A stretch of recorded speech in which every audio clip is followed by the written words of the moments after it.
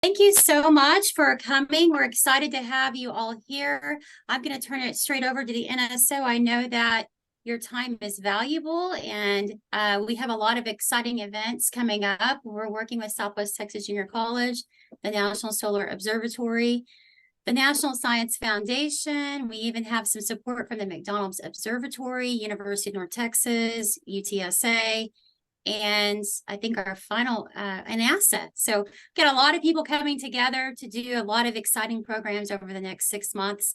And this is our first university community-wide program. So I'm going to turn it over to Maria, and you can introduce your team. Thank you so much, Jennifer. So my name is Maria Kazachenko. I am professor at University of Colorado Boulder and also National Solar Observatory, also in Boulder. And I am representing here an educational team from National Solar Observatory, which is in Boulder and also on Maui, Hawaii. So the plan for today, I will first tell you about the eclipse and what type of eclipses they are, what are these, and also what kind of things you could expect to see during eclipse, kind of a general overview. And then we have Tishanna Ben, who is an educational officer located in National Solar Observatory on Hawaii. So she will tell us about 3 educational activities and also educational activities online from NSO. And it will take about half an hour for me and then half an hour for Tishanna. And then we'll be able to let you go for those who have to go, and then to answer questions that you might have. So that's the outline. Should we start then? Sounds good. Okay. And then feel free to ask any questions. We are here to learn. There are no easy or stupid questions, so use the chat, please, to answer any questions you might have. Okay, so I'm going to share my screen then. Desktop to share, and then I'm going to make sure I could play videos, share computer sound, and now I'm going to, okay, so let's start. So something absolutely awesome is coming. There will be 2 eclipses in October 14, 2023, an annular solar eclipse, and then a total solar eclipse in April 8, 2024. And here in Texas, you're in the unique spot where actually both eclipses will cross in the same location in Uvalde, Texas, and the area around. So I'm here to ask you, are you ready, first of all, and what things you could expect to see during these eclipses? But before I start, I just want to ask you, how many of you have seen a total solar eclipse? Not just any solar eclipse, but total solar eclipse. If you could maybe just chat in the type in the chat very quickly, if you have seen, yes or no. Let me see if I could see the chat here. Yes, I could see the chat. Okay, yes, 2017, no. Okay, so 50-50, I haven't. Okay, in 2017, no. Another one for yes, yes, no. So about 50-50 for now. Okay, very good. Yes, no, yes, no. Okay, so it seems that about half of you have seen, because we were actually very lucky to see eclipse here in 2017. But if you even haven't seen the total solar eclipse, you probably have seen the partial solar eclipse. And I'm here to tell you about the difference and about unique things you could see during both eclipses. Okay. So today I will tell you, first of all, what causes eclipses, about eclipse misconceptions, what will you see during an eclipse? I will tell you my personal history of solar eclipses, and finally, how to plan a school event. Okay, so let's start. So what causes an eclipse? Eclipses are caused when a moon shadow from the sun covers the Earth, forming a narrow stripe on the surface of the Earth. And we are actually very lucky that our moon is exactly at the position that could cover entirely our star, so that you could see a total solar eclipse. In the central part here, where the shadow is very, very dark, you see the total eclipse, and then around it, you see a partial eclipse. But as you see here, I don't have a pointer, but I have a text here saying not a perfect circle. The orbit of our moon circling the Earth is not a perfect circle, and therefore we have different types of eclipses. So we have a total eclipse, when actually the sun is fully covered, because the moon is just at the right position to fully cover the sun. But then when the moon is a little bit closer to us, it covers the sun not entirely. So the center is covered, and then just around it, you see the so-called ring of fire, part of the sun that is still very bright, and it's called annular eclipse. And then finally, when just part of the sun is covered, it's called a partial eclipse. So let's go a little bit into details of what's the difference observationally. During the total eclipse, like the one you would see in April, so in a half a year from now, the moon will completely cover the sun. So you wouldn't see the solar disk, and it will get dark for a few minutes. It will get like after the sunset dark, so quite dark. To the naked sun, that's the image you would see of the sun. So there is no longer a sun, there is this weirdest, darkest spot in the place where the sun was.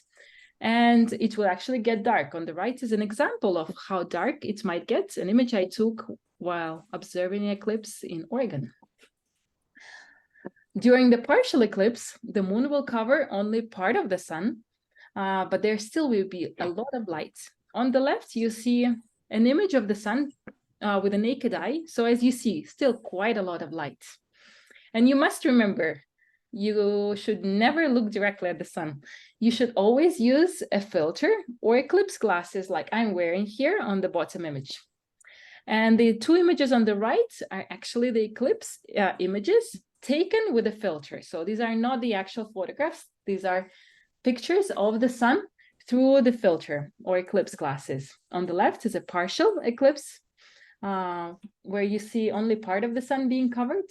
And on the right is the annular eclipse, the so-called ring of fire eclipse. Okay.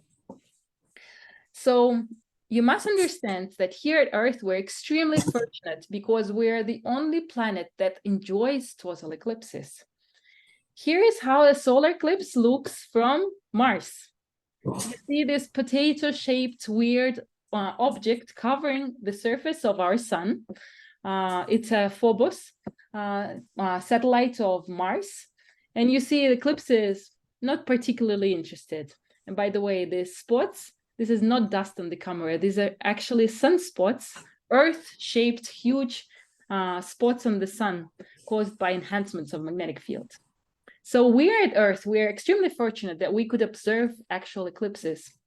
And if you're willing to travel, eclipses occur almost every year. So eclipses are not rare. Here you see a map of annular and total eclipses mapped on the surface of our Earth. And these stripes are about 90 miles wide, so they're quite wide. And you could see that, for example, in the US, there were several eclipses. In Africa, there were many eclipses. So eclipses happen during these 30 years from 2020 to 2050 quite often. However, if you are not willing to travel, well, the next North American eclipse will be in 2044. That's quite a long time to wait. And in April 2024, the total eclipse. And in Texas, you would see this total eclipse in half a year. So how to prepare to this eclipse? But before talking about what you could observe during eclipse, I would like to talk about the eclipse misconceptions. First of all, I would like to talk about annular eclipses. During this October annular eclipse, moon will cover 90% of the sun. Does it mean that this eclipse will be only 10% different from the total eclipse in April? Well, no. A partial or annular eclipse are not at all like total eclipses, and you must know it. Why? Well, the reason for that is the following. During the annular eclipse, 10% of the sun will still be visible. It will still be seen. However, the sun is 400,000 times brighter than full moon. That means if you observe 10% of the sun, then it means that it is still 40,000 times brighter than the moon. Okay. However, the total eclipse is as bright as the moon, so it is very much different in terms of the amount of light that you have. So the take-home message here, do not think that annular eclipses are a 90% total eclipse. They are not.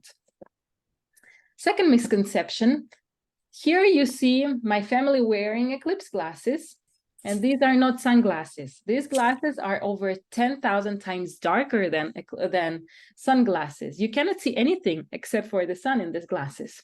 And these glasses are necessary during the partial eclipse, or during the partial eclipse, to actually observe the sun and see the totality. Otherwise, the sun just looks bright as usual. Is it dangerous to look at the sun during solar eclipse? Of course it is. It is as dangerous as it usually is. You're not supposed to directly look at the sunlight. So during the eclipse, it's the same sunlight, it's just less of it. Okay, so now let's talk, what can you expect to see during the eclipse, okay? So how many of you have seen the Grand Canyon? How many of you have been to the Grand Canyon? Here, this picture, I made a picture of the Grand Canyon. And the question is how similar it is when you actually go to the Grand Canyon and experience this wonder by yourself and feel how amazing it is. Well, the truth is that this picture has the same relationship to the actual Grand Canyon as the picture of the eclipse to the actual eclipse. Eclipses are amazing. So what happens during the eclipse? During the eclipse, it feels extremely weird. It starts getting cold. People start crying and cheering. Animals, they start acting strange. It is absolutely unique, scary experience. Let's walk through the timeline of what actually happens during the eclipse. So here I have snapshots of the sun seen with the filter on the left. In the center, we see the total phase, and on the right, we see the second half of the eclipse during the partial phase. During the partial phase, which lasts a long time, about an hour or so, we still have lots of light. So about for an hour, almost nothing happens before the total phase. And then about 10 minutes before the totality, it starts feeling cold, and all of a sudden the shadows become much sharper. And the weirdest thing happened, because all of a sudden you still see the sun, but the sun doesn't produce any heat. It feels cold. So you feel under the spotlight where it feels cold, and you see these very weird shapes around you. And then all of a sudden, it starts getting very dark. And bam, you see several planets like Venus and Jupiter, and it gets dark. It becomes dark. So the totality lasts several minutes. In our case, in April, it will last about 4 minutes and 16 seconds. It will be dark during this entire period. And then after this period, again, the partial phase would start and there will be lots of light. So let's look at this weird phenomena that you could see actually during the eclipse. And as I said, the totality is actually the most fun part, and you'll see why. So how can you experience the eclipse? Well, before the totality, you could look at shadows, for example, with a self-made pinhole camera. You could easily make it in your classroom by taking 2 pieces of paper, making a small window in one paper, covering it with a foil, then making a very tiny hole in this foil, and then keeping these 2 cards at about 1 meter distance. So as a result of it, you'll see the projection of your shadow on the second screen as shown here on the right. Now, if you don't want to do any of these, you could actually look at shadows using a kitchen calendar. And here we see a projection of the sunlight that goes through the holes of the kitchen calendar. And in each of these holes, you could actually see, in each of this, if you're just a second, if your sound is on, just make sure to mute yourself because I hear some noise. So as a result, you see the shadows. Each shadow has a shape of the sun, of the shadow from the sun, blocked by the moon. Now, another way to view the shadows is if you have trees nearby. And if you're going to observe the eclipse, actually, it's a lot of fun to be close to the trees because leaves make wonderful pinhole cameras. And here you see just the light, the sunlight going through the leaves, and each of these holes make a small shadow that has a shape of the eclipse. Lots of fun. So you could see these during the partial phase of the eclipse, like during the October annular eclipse. Now, some of the fun things you could see during the totality or right before it. Here is an example of the running shadows, a very unique atmospheric phenomena.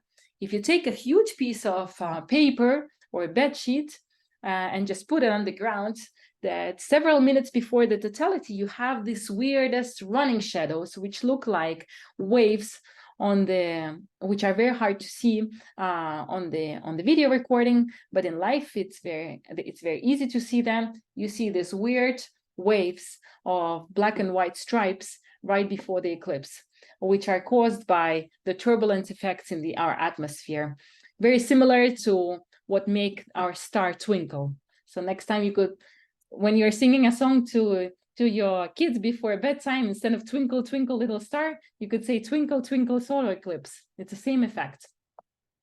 What else can you see before the eclipse? Right before the full phase, before the totality, the beginning of the totality, you could see crater on the moon, the so-called Bailey's beads. For this, you no longer need glasses, eclipse glasses. You take off your eclipse glasses, and right before the totality, you could see the craters of the moon through which the light goes through, that creates this wonderful, beautiful beads. So that's the beginning of the totality. And then, of course, during the totality, the most amazing thing that you could see in your lifetime is the solar corona. So solar corona, it's this amazing structure that our sun has that is extremely hard to see because how dim it is. The sun is so bright that normally you could see it, but when the moon covers the sun that's extremely bright, you all of a sudden could see the solar corona. And this thing is that you cannot make a good picture of solar corona because our eyes are much, much better than cameras.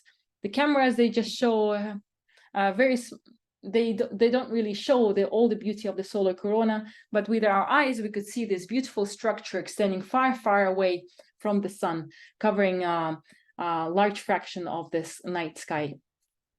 During the totality, you could also see red, tiny structures, which are called prominences, which are basically gigantic Earth-size masses of plasma that is hanging above our sun. And you could very nicely see them if you take a pair of binoculars only during the total phase when the sun is not bright, okay? And then during the totality, if there are mountains nearby, then you could see circle and sunset line around you. So as you remember, during the eclipse, the shape of the shadow of the moon is actually a circle. So if you look around you, you could actually see that the sunset line is not a plain horizon as we're used to during sunset. It's actually a circle. And in addition to it, you could see how our atmosphere changes its transparency. For example, during eclipse in Oregon, during the eclipse, I all of a sudden saw a mountain on the horizon, which disappeared right after the eclipse. You could compare the two pictures on the top and on the right. On the top, you see a mountain, and below, it's no longer there. It's amazing. So these are the things you could see during the eclipses. And just to share my experience on total eclipses, they are amazing, and they actually affected my life by turning me to astronomy. My first solar eclipse was in 1999. I was a high school student then. And after the first eclipse, I basically decided to become an astronomer. 2000, I started going to studying math at the university. Then my second eclipse in Turkey, 2006, I was a PhD student in the US, already studying the sun and the solar eruptions. And then finally in 2017, I was already a scientist at UC Berkeley, also studying the details of the eruptions. And here in this picture, you could see me on the bottom right, looking very happily in Hungary after the eclipse. So speaking about eclipses, eclipses are a wonderful opportunity to have a school event, and that's why we're all here. But if you're thinking of a school event, make sure to think about logistics, because eclipses attract lots of people from the whole country. So how to plan a school event? Here are some recommendations how to do that. You should make sure to discuss it first with administration to get all the permissions. You should make sure to order eclipse classes well in advance. This is extremely valuable resource that takes time to order. You should think of the logistics like parking, bathrooms, selling things, food, sun protection, crowd control. You should think how to advertise your event using free publicity through local newspapers, radio, and TV. And finally, you should enjoy the eclipses and use these to teach math and science. And here I wanted just to show you our experience observing eclipse at the NSO last time in 2017. And when you'll be watching this video, just pay attention to the reaction of the crowd.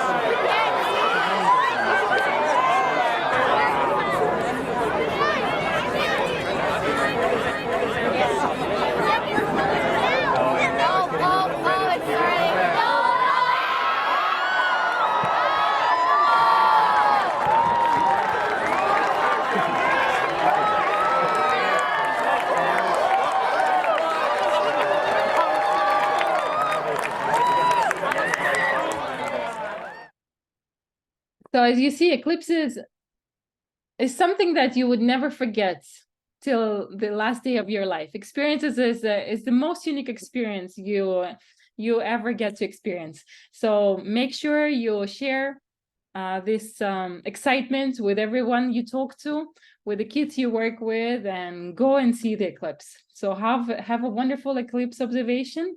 And at this point, I will pass the word to Tishanna. All right, thanks, Maria. So I'll just share my screen here.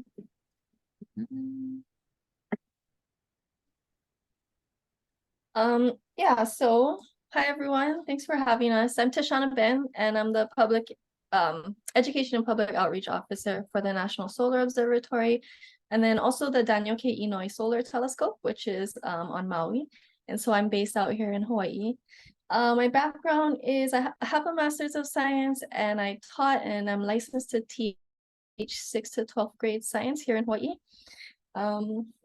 And today I'm going to talk about 3 activities specifically, and these will be the ones that we will be leading in schools in Texas coming up next month. So, but before I get into these, I just want to mention that we do provide fully fleshed out activity guides for each that give a more in-depth explanation on the scientific background for each activity and more information on the content that you'll be exploring with your students. So my explanations here will be brief in comparison, but just letting you know that further info on each topic is available.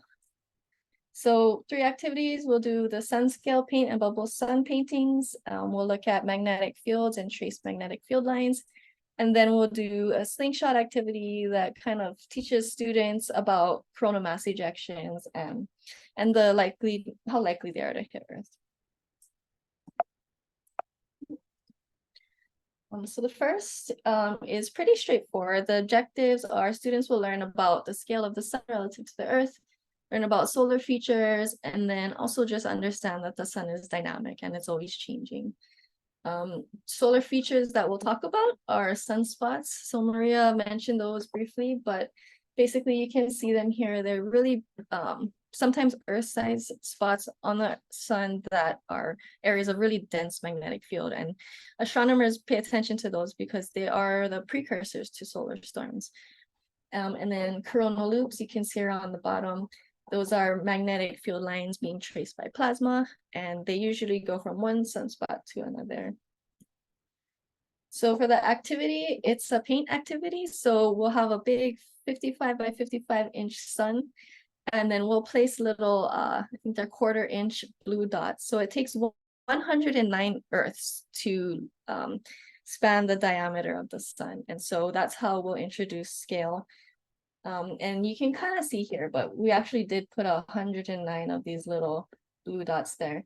And then students will paint the sun. They will create things like sunspots. And then using like ribbon and pipe cleaner, we can do coronal loops and things. So in the end, we'll label the different features, and then we'll just talk about like the size of the sun and how massive it is.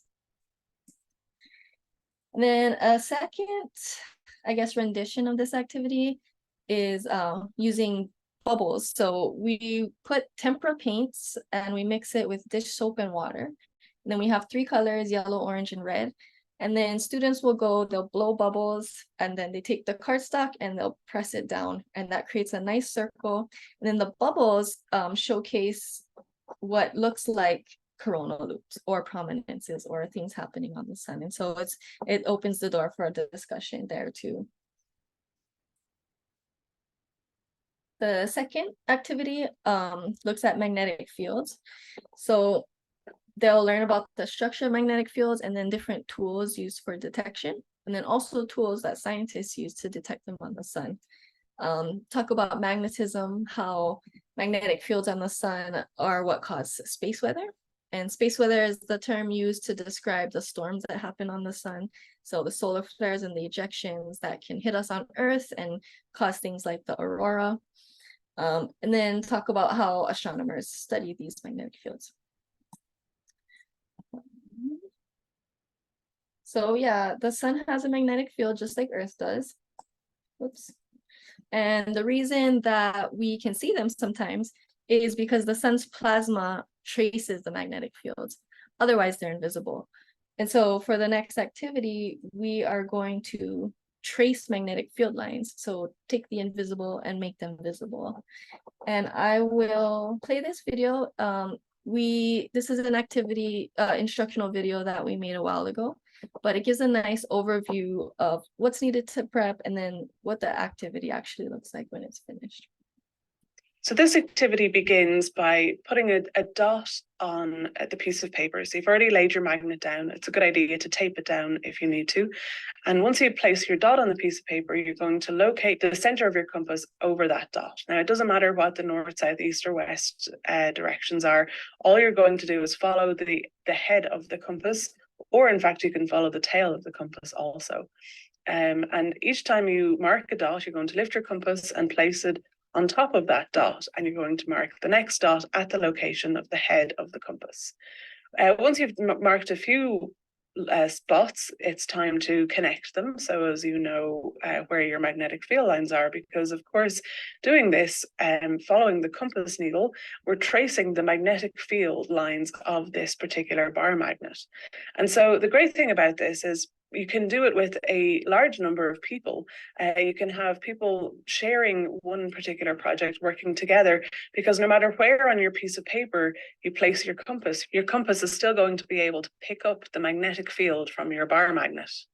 If you're attempting to do this with a very large group and you're deciding to use butcher paper or something similar, you need to make sure that the size of your paper is around the same size as the furthest reach of your compass. So if you're too far away from your magnet, then your compass may not actually pick up the magnetic field of the magnet anymore.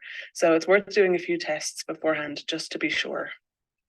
So once you've finished your magnetic fields, and bear in mind, this is quite a nice rendition of it, but it can include lots of half-finished magnetic field lines. You don't have to finish them, they don't have to be symmetric. You can really use this as a way of being artistically creative.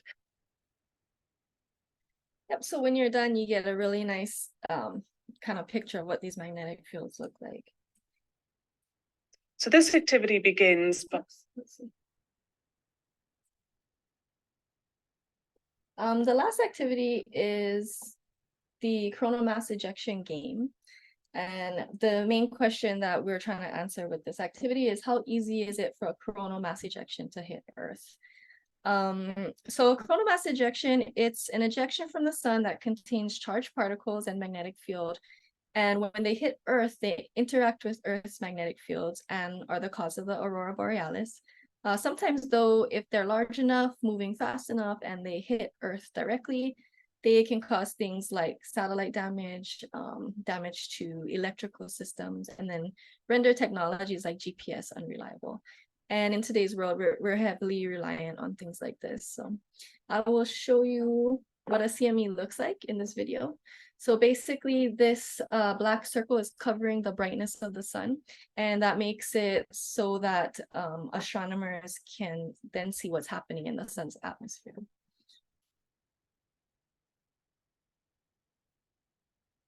So it's that big explosion right there. So with this activity, we'll talk about space weather, we'll talk about CMEs. We'll demonstrate the relatively low chance that a solar flare or CME will hit Earth. They can be ejected, from any angle of the 360 degrees around the sun. And so for it to be at exactly the right angle to hit Earth is relatively low probability. And then we'll learn about the effects of space weather. So how do these things affect the satellites and our technologies on Earth? So I have another nice explanation video here. This one requires like a little more prep than the last one. So I think it's good for you all to see what that looks like. CME on here. And if you want to, you might want to put some little pluses and minuses on here just to let people know that this is made out of charged particles. See what we got.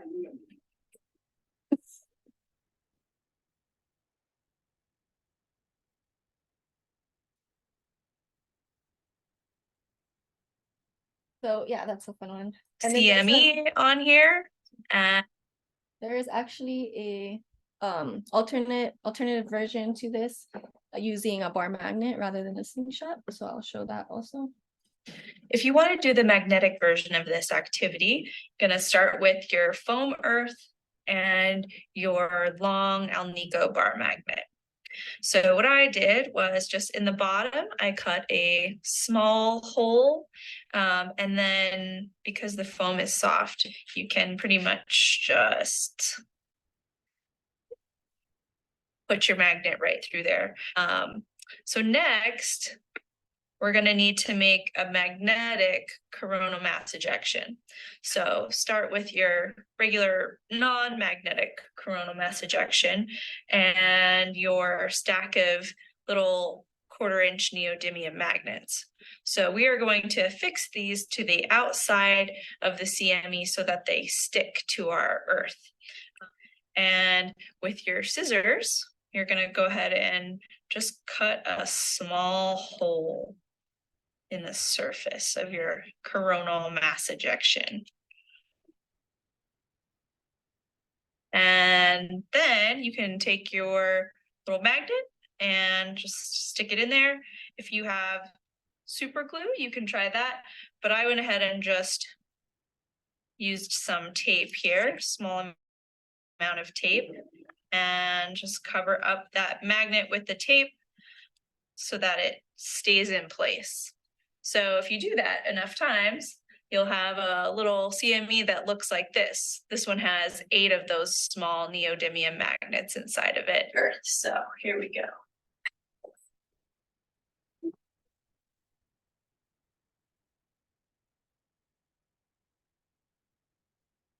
If you want.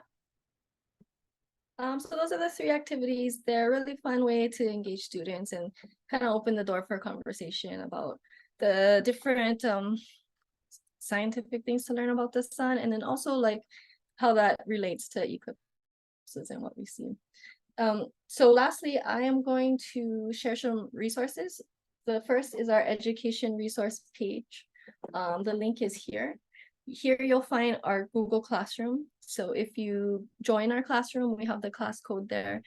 It'll open the door for lots of different activities beyond these three on different topics ranging from like optics to career awareness to math and all kinds of things. So, and everything's free and downloadable. You'll also find our contact and ways to reach out to us if you have any ideas for collaboration. Yeah, so that's a good resource. We also have like downloadable things, posters and brochures and things. So this is one of the main ways we connect virtually. And it also serves as like an advertisement page for upcoming outreach events. And yeah, so there's a lot of good things there. So definitely check it out. And then we have this web page here. It's dedicated to all things eclipse. So if you visit this page, you can learn more about science behind the eclipses, safety protocols, and additional resources like more eclipse-centered activities. And then also our Eclipse webcast series. So in that series, each episode tackles a different topic surrounding eclipses and the sun. And it also provides video explanations of the activities I've discussed today, and then additional activities that you may want to consider. So here's the link here. And then if you just click on this resource tab, it'll bring you to educational resources. And then here's our webcast series. And then one last thing is a call out to students. So if you know any students that enjoy art, we would like to have something similar to this that we had at the 2017 eclipse, which is kind of like a photo booth, but they're fun paintings that, you know, people can put their face in and take pictures, and people really seem to enjoy it last time. So if you know any artists out there, we would love to have their help. And then another one is a moon phase demo. So this basically, you have styrofoam balls and you put your head through it. And as you rotate the cardboard, you can see the different moon phases. And so you can understand your head is the earth and the yellow ball is the sun, and the earth relative to the sun and the moon as you spin it explains the different moon phases. And that's all I have. So let me know if you have any questions. Thank you. Thank you so very much. We are going to open it up for questions. While we're doing that, I'm also going to share a link in the chat for a survey. We want to know if you have any other questions that you would like to maybe find out for your students. We can collect that on the survey as well. So we're now going to open it up to our Southwest Texas Junior College STEM Club. And I also want to point out that I have some noise scholars here as well, and our graduate research assistant, our graduate researcher, Francisco Sanchez, who's taking on an eclipse project for his research project. So I'm going to open it up for questions at this time.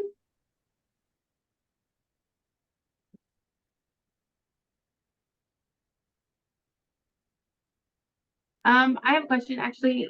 So for the solar glasses, I know there's a lot of places that can sell like knockoffs, or so how do you know like a real like safe pair rather than, you know, people out there just trying to like make money and it not, you know what I mean? So where's like a safe place to either get those or find how to make your own? So I will say, if that's okay, I have 25,000 donated. So if you are here today and you fill out the survey, we will make sure to get you a safe pair. Okay.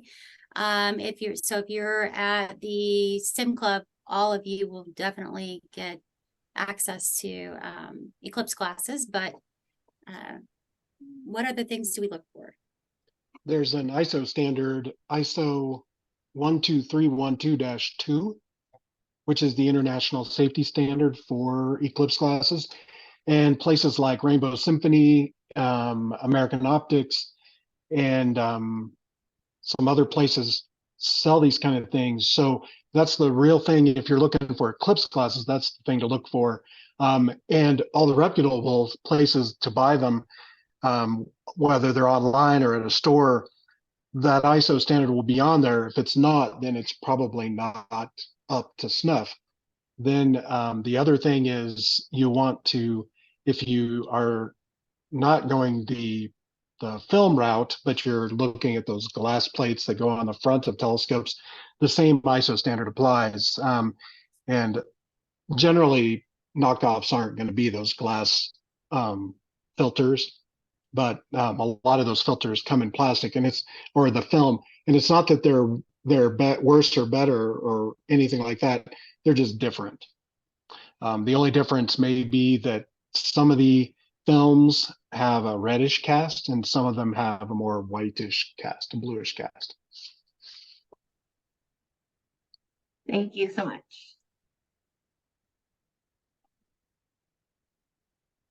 And I see that Jorge, who is the director of the EPO at National Educational Public Outreach Office at the National Solar Observatory, he shared a resource for solar glasses at the AAS, American Astronomical Society.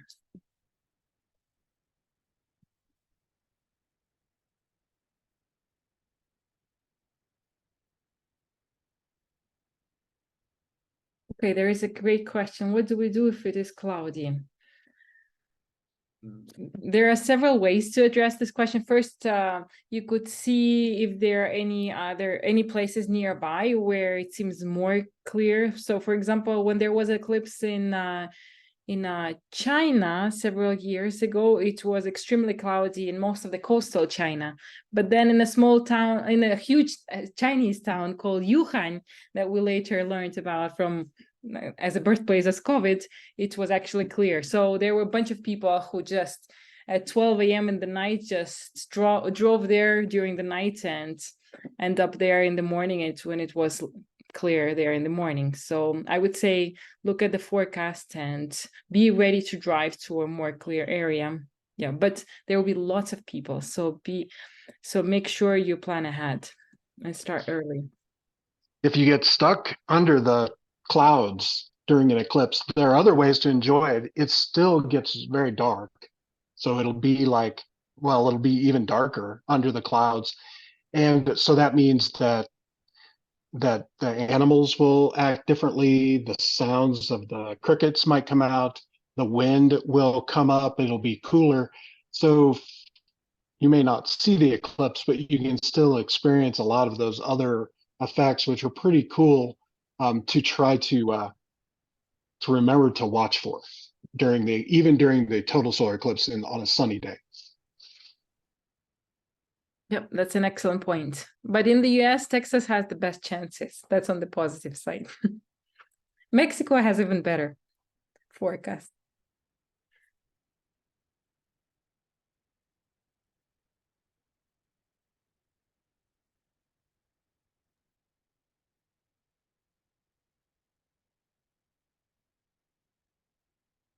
Any other questions? You guys are quiet. Yeah, I don't think so. I don't think we have any questions here. It was just a lot of information. We appreciate it. That was very interesting. But yeah, and we look forward to seeing this. Thank you. Rosario is a noise scholar. So thank you, Rosario. For some of the, when you said that you could see it better through through the human eye, would playing around with frame rates probably deliver better results, or any other like camera setting to try to get it? Or is it just better to just enjoy it and not try to worry about capturing it? Yes, that's an excellent point. The eclipse itself is an absolutely amazing experience to just look at it and enjoy the beautiful corona. My recommendation is to plan your time during the eclipse, this 4 minutes, to plan half of it for making pictures and half of it just to enjoy the time.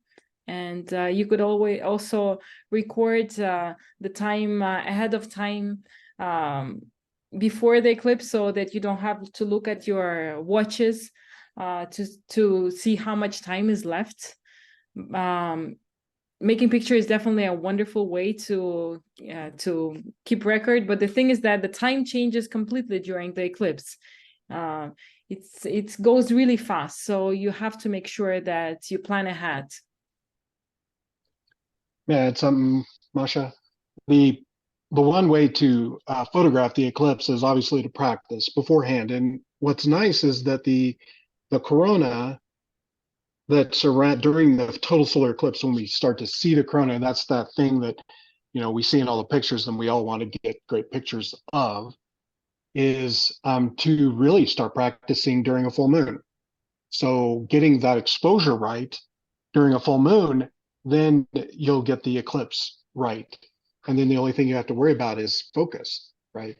So if you can practice getting a really good exposure of the moon during full moon or any other phase, then you'll be in a really good position to get a good picture of the corona during the eclipse.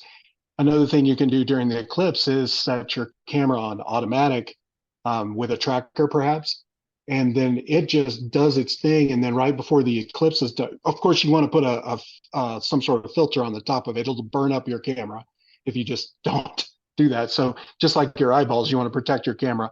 But then right before the eclipse, the totality, you can remove that filter, and then it'll just keep on taking pictures at regular intervals during the eclipse. Of course, you want to work on that exposure. And then, of course, after 4 minutes, in this case, of the total solar eclipse, put that filter back on, and then it'll start. So then at the very, very end of the eclipse, you'll get, you know, a partial eclipse through the filter. Then you'll get the total solar eclipse without the filter with the corona. You'll get the Bailey's beads, perhaps, and the diamond ring effect. That's really neat. And then you put the filter back on, you'll get the partial eclipse all the way back to full sun. Alan Dyer, so he's a photographer up in Canada. He has a whole his website. He's got a part of his website devoted to taking pictures during the eclipse. So it's one resource you might check out. You could search also. There are other photographers who do the same sort of thing.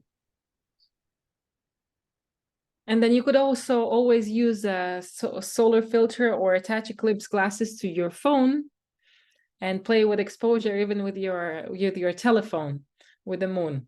You wouldn't see the sun itself very well, but you would see the corona, and that's your goal, because it's the corona, not the sun itself. The sun is just this darkest black spot.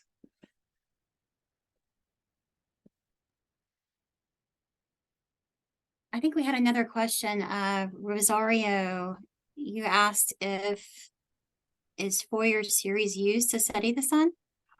So yeah, that's an excellent question. So Fourier series allows you to study all kind of wavy phenomena on the sun. And on the sun, we have plenty of it. So people use a lot Fourier spectrum to study these oscillations. There are people who spend their entire careers looking at these oscillations, for example, during solar eruptions, or during after the solar eruptions, or on the sun in general when it is quiet, because the whole sun is vibrating as a huge bell. So it's Fourier series is used all the time to study what's called helioseismology, how the sound propagates through the interior of the sun. So absolutely, if you know Fourier series, you could learn about lots of things happening on the surface and above on the sun.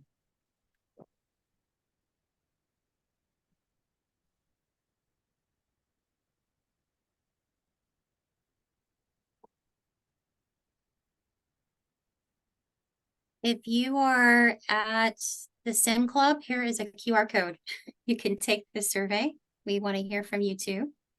If you have your cell phone.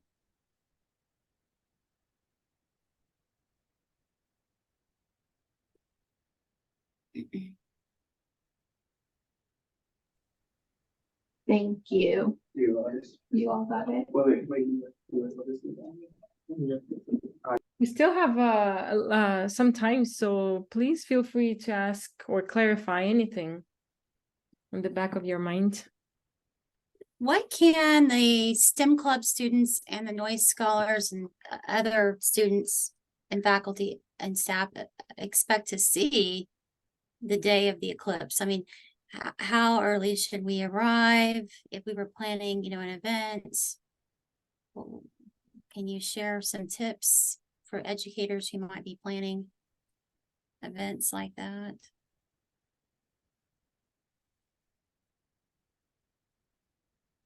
Is it the question for the total or annular eclipse? Annular.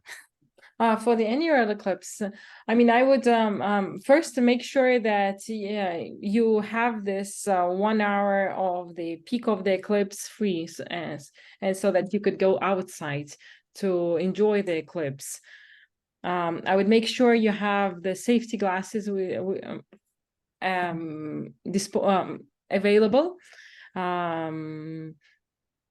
If there is a possibility to have a pinhole camera, that's great. Make sure to look at the shadows during the moon, but the main idea is to be able to go outside to go and observe the eclipse. So I would say keep this hour free and make sure you tell to your students what is the eclipse maybe a week before then. Thank you.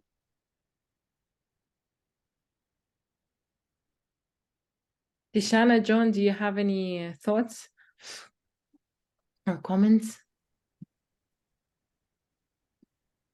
I was thinking for the annular eclipse, the sun it's going to be like 90% covered. So that 10% that Maria was talking about is not even going to come close to what totality will be like in April. And so one of the things to look for during the totality phase of the annular eclipse, so when the moon is when there's just the ring of the sun around it, if you have an opportunity to get what's an H alpha telescope, so we will have some of those at the event in next month. And so the H alpha is just a different wavelength of light so that we can see different features on the sun. So instead, when we look at the sun with these solar filters, hopefully during the partial phase of the eclipse, there'll be some big enough sunspots that we'll see them. Those are those maybe sometimes Earth-sized spots on the sun where the magnetic field is very intense. So we'll see those. But if through an H alpha telescope, the sun takes a lot more, has a lot more of a textured look to it, similar to the picture that you see on my screen right now. And so that's kind of interesting to see during the totality phase. And then we also might see, it depends on how big they are, but it is possible to see prominences during this time. They have to be very large. The sun is still super, super, super bright. Even at 90%, even at 99%, it's very bright. So we probably won't see those, but it is kind of possible. I maybe shouldn't even say that it could happen because it most certainly probably won't, but it's still fun to watch for. Yeah. But I would say the main thing is to get the eclipse glasses, because in Texas, it's a must thing, because for the annual eclipse, that's the only way how you could observe it, with eclipse glasses or looking at shadows and pinhole cameras. But during the totality, you would still need this. So make sure you keep your eclipse glasses from the annular phase, from the annual eclipse for the April one. That's what's pretty wild about the annular eclipse is that even during when the sun is completely covering this, when the moon is completely covering the sun, you can't tell. With eclipse glasses, you can tell easily, but without, you can't. The sun is so bright, it just looks like a big disk still.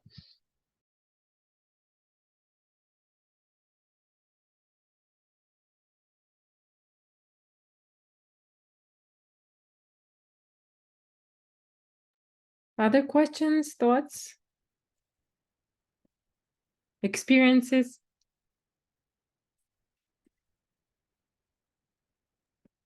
I think it was Francisco that asked whether you should photograph it or watch it. If you had a choice, if I had a choice, I would ditch the camera and enjoy all the aspects of the eclipse over anything else, because there's so much to look at. There's the corona to see. There's Mercury, which we don't see very often in the sky. You can see that during the total solar eclipse. Of course, there's the corona. There's prominences. During the Australian eclipse back in April, I got lucky enough to go. The totality lasted for a minute. It was the quickest minute of my life. And I would have said that in the first solar eclipse I saw was in Oregon in 2017, and that was the quickest 2 minutes of my life. This one in April will be 4 minutes. That will be the quickest 4 minutes of my life. So if you had a choice, I would enjoy all those aspects of the eclipse and be with people that, if you have some students nearby, we should share the experience. So if somebody sees Jupiter, hey, look, I see Jupiter, I see the star, or do you hear the crickets come out? Do you feel that breeze coming up? Those are all things that maybe somebody else might not notice, and that we as educators, we can, because we're a little bit more aware of what's happening during this time, we can point these things out so that it just enhances the eclipse experience for anybody nearby. Another unique thing about eclipse is that during eclipse, you could see solar corona, and this solar corona is not stationary, it changes all the time. And scientists actually try to predict the shape of the corona. Sometimes it's huge and extends far away. Sometimes it looks really compact. You never know in advance. But eclipses allow you to check the true structure.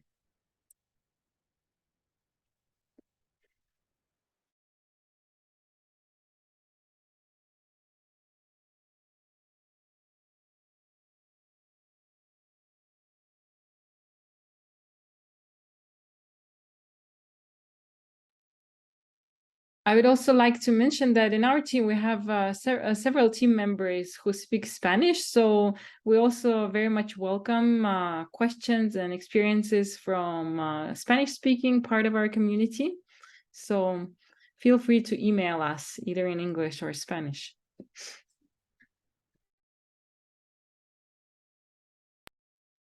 Well, thank you for the presentations. They were very informative, very interesting. I think I speak for all of us when we say this. We appreciate it. We enjoyed it. So thank you. Yeah, we look forward to this experience as a club. So thank you, Miss Marianne, Miss Tishanna, for your presentations. It was very informative.